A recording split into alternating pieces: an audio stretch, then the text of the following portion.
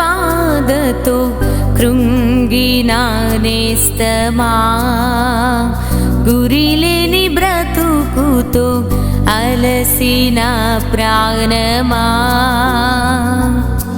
తన కరములు చాచి నిన్ను పిలుచుచున్నాడు, తన కరములు చాచి నిన్ను పిలుచుచున్నాడు. ఆదరిస్తాడు, ఆదరిస్తాడు యేసు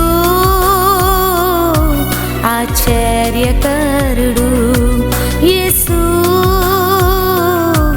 ఆశ్చర్యకరుడు, యేసు ఆశ్చర్యకరుడు. Praise the lord. యేసు ఆశ్చర్యకరుడు అనుదిన వాగ్దానం. దేవుని బిడ్డలారా, మిస్పా మినిస్ట్రీస్ ఛానల్ని సబ్స్క్రైబ్ చేసుకోండి. అనుదిన వాగ్దానాన్ని మీరు వింటూ అనేకులకు షేర్ చేయండి. దేవుని యొక్క మాట మన జీవితాలకు నీటి ఊట లాంటిది. దేవుని బిడ్డలారా, తప్పకుండా దేవుని వాక్యాన్ని వినండి, అనేకులకు షేర్ చేయండి. మీలో చాలామంది కూడా ప్రతిరోజు ఉదయకాలం దేవుని వాక్యాన్ని వింటున్నప్పుడు మేము బలపరచబడుతున్నాం, ఆదరించబడుతున్నాం. దేవుని మాట మాకు ధైర్యాన్ని ఇస్తుంది, మా త్రోవకు వెలుగుగా ఉండి నడిపిస్తుందని కొంతమంది సాక్ష్యం చెప్తున్నారు. దేవుడు మిమ్మల్ని దీవించును గాక. మీరు వింటూ కామెంట్ రూపంలో తెలియజేస్తున్నారు, మీ సాక్ష్యాన్ని పంచుకుంటున్నారు. దేవుడు సమృద్ధిగా మిమ్మల్ని దీవించును గాక. ఇంకా అనేకులకు దేవుని వాక్యం అవసరమై ఉంటుంది కనుక షేర్ చేయండి, ప్రభునామాన్ని మహింపరచండి. ఈరోజు కూడా దేవుని వాక్యాన్ని చదువుకొని ప్రభునామాన్ని గణపరుద్దామా. కీర్తనలు 54 కీర్తన 4-5 వచనాలు నేను చదువుతున్నాను. ప్రభువే నా ప్రాణమును ఆదరించువాడు, నా శత్రువులు చేయు కీడు ఆయన వారి మీదికి రప్పించును. దేవునికి మహిమ కలుగును గాక. 54 కీర్తన 4-5 వచనాలు మనం చదువుకున్నప్పుడు దేవుని బిడ్డలారా, దేవుని వాక్యం సెలవిస్తుంది, ప్రభువే నా ప్రాణమును ఆదరించువాడు. అదే విధంగా అక్కడ వాక్యం ఏమని ఉందంటే, నా శత్రువులు చేయు కీడు ఆయన వారి మీదకి రప్పిస్తాడు. ఆమేన్, హల్లెలూయా.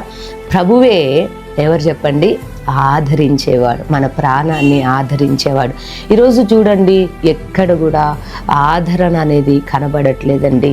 అది తల్లిదండ్రుల ద్వారా కానివ్వండి, కుటుంబ సభ్యుల ద్వారా కానివ్వండి, బంధువుల ద్వారా కానివ్వండి, మన స్నేహితుల ద్వారా కానివ్వండి, ఎక్కడికి వెళ్ళినా ఆదరించేవారు కనబడట్లేదు. స్వార్థం పెరిగిపోయింది. ఎవరి లైఫ్ వారిది, నా లైఫ్ నాది, నా మట్టుకు నేను, నా కుటుంబం బాగుంటే చాలు అన్న పరిస్థితి చాలా మందిలో మనం చూస్తూ ఉన్నాం కదండి. ఒకప్పుడు వేరు, ఇప్పుడున్న పరిస్థితులు వేరు. ఈరోజు ఎవరైనా గుండె చెదిరిపు కానీ, ఏదైనా బలహీనత ద్వారా బాధపడుతున్నా, లేదంటే కొన్ని సమస్యలు, కొన్ని పోరాటాల మధ్యలో ఉన్నప్పుడు ఆదరణ లేక మరి వారి యొద్దకు వెళ్తే కొన్నిసార్లు వారి ద్వారా మనకు ఆదరణ కలగట్లేదు. వారు ఇంకా సూటిపోటి మాటలతో గాయపరుస్తూ, ఇంకా అనవసరమైన మాటలు మాట్లాడుతూ బాధ పెడుతున్న వారే ఎక్కువ మంది కనబడుతూ ఉంటారు. కానీ దేవుని వాక్యం ఏమని సెలవిస్తుంది తెలుసా? ఆయన వాక్యం సెలవిస్తుంది, ఎదుగో ప్రభువే నా ప్రాణమును ఆదరించువాడు. అవును, ఈరోజు నువ్వు నమ్ముతున్నావా? నీ ప్రాణమును, నీ గుండెని, నీ గాయాన్ని కట్టి ఆదరించువాడు ఎవరు తెలుసా? దేవుడు. అవును, ఈరోజు నీ భర్త ద్వారా నీకు ఆదరణ కలగట్లేదేమో, నీ తల్లిదండ్రుల ద్వారా నీకు ఆదరణ కలగట్లేదేమో, నీ కడుపును పుట్టిన బిడ్డల ద్వారా ఆదరణ కలగట్లేదేమో, ఒకవేళ నువ్వు యంగ్ ఏజ్లో ఉన్నావేమో, నీ వివాహ విషయంలో, ఇతర ఏ విషయాన్ని బట్టి నీకు ఆదరణ కలగట్లేదే, నువ్వు అలసిపోయావేమో, నువ్వు కృంగిపోయావేమో, నువ్వు బాధలో ఉండి వాక్యాన్ని వింటున్నావా? దేవుడు అంటున్నాడు, ఆయనే నిన్ను ఆదరిస్తాడంట. హల్లెలూయా.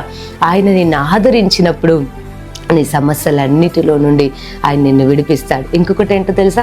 ఆయన నిన్ను ఆదరించి, అక్కడ 5వ వచనంలో ఏంటంటే, నా శత్రువులు చేయు కీడు ఆయన వారి మీదకే రప్పించింది. హల్లెలూయా. అంటే ఎవరైనా నీకు విరోధంగా, వ్యతిరేకంగా కీడు చేయాలని ప్రయత్నం చేస్తూ, నువ్వు ఎదగనివ్వకుండా, నువ్వు ఆశీర్వదించబడకుండా, ఒక మంచి స్థితిలో నువ్వు ఉండనివ్వకుండా నీకు కీడు చేయాలని ఎవరైతే చూస్తున్నారో, దేవుని వాక్యం ఏమని సెలవిస్తుందంటే, ఆ కీడు వారి మీదకే వెళ్తాదంట. హల్లెలూయా.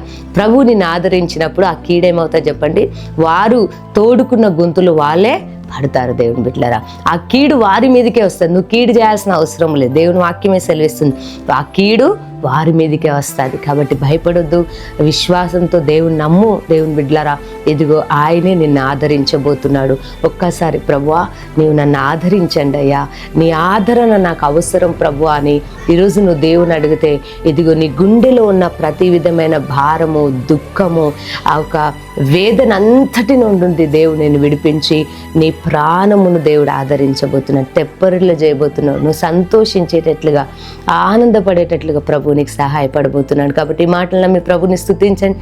మీకు చిన్న ప్రార్థన చేస్తాను. సర్వశక్తి గల దేవా స్తోత్రం. అవునయ్యా, ఆదరించు వారి భూమి మీద ఎవ్వరూ లేరు, కానీ మీరే మా ఆదరణ అయి ఉంటున్నారు ప్రభువా.